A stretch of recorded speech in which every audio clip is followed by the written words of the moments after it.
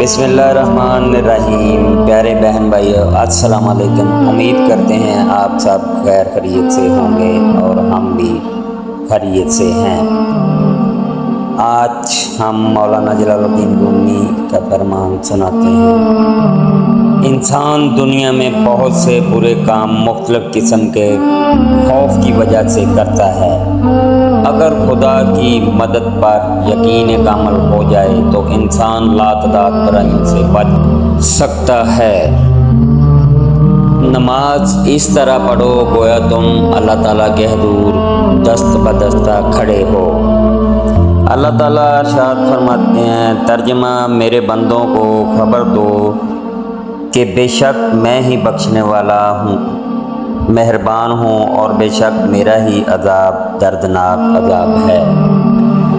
اگر کسی کے دل میں حضور صلی اللہ علیہ وسلم کی چاہت و محبت نہیں تو اس کی زندگی بھی بے معنی ہوگی۔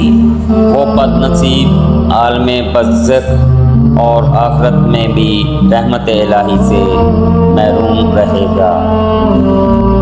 جب تک انسان پر خواہش نفسانی کا غلبہ ہے، اس پر علوم ربانی کا دروازہ نہیں کھلے گا۔ صرف دل سے ہی تم آسمان کو چھو سکتے ہو۔ حضور صلی اللہ علیہ وسلم کی محبت میں اگر جان بھی چلی جائے تو یہ گھاٹے کا سودا نہیں۔ دین کے راستے میں جب مشکلات آئیں تو ہمیں حضرت بلال رضی اللہ تعالیٰ عنہ جیسی ہستیوں کی زندگیوں پر نگاہ ڈال لینی چاہیے۔ اگر تم ضرورت مند کی مدد کرنے کے قابل ہو تو اس سے ہمدردی کے چند بولنا کافی نہیں، بلکہ تم پر فرض ہے کہ اس کی مدد کرو۔ اللہ تعالیٰ کے ہر حکم میں حکمت پوشیدہ ہوتی ہے۔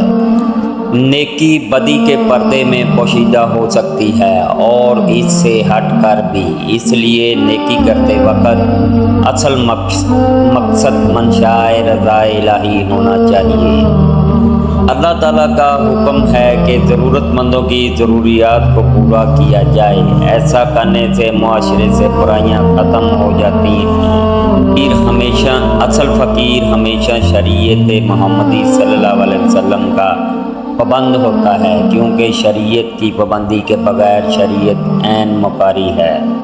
انسان کو ہر حال میں راضی بالہی رہنا چاہیے اور صبر و شکر سے کام لینا چاہیے۔ صبر کرنے سے ہی اعلیٰ مقامات عرفان حاصل ہوتے ہیں۔ جو راہ حق سے بھٹکے ہوئے ہیں، ان سے ہمیں عبرت حاصل کر کے اپنی اصلاح کرنی چاہیے، نہ کہ ان کے ساتھ مل کر اپنی تباہی کا سبب بننا چاہیے۔ اگر اپنی روح کو آبدار تلوار کی طرح قیمتی بنانا ہے تو اولیاء اللہ کی صحبت اختیار کرو، وہ اکثیر ہے۔ اے عزیزم، اس جوانی کی عمر کو غنیمت سمجھ اللہ تعالیٰ کے حضور میں جھک جا اور نفس عطارہ کے ڈھیلوں اور اینٹوں کو اکھیڑ ڈال۔ محبت کی تلاش آپ کا ہدف نہیں، بلکہ آپ کا ہدف ان رکاوٹوں کو تلاش کرنا ہے جو آپ نے اس جذبے کے خلاف کھڑی کر لی ہیں۔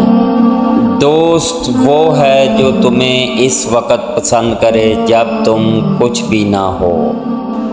خاموشی اللہ کی زبان ہے اور اس کے علاوہ سب کچھ ایک کمزور ترجمے کی حیثیت رکھتا ہے۔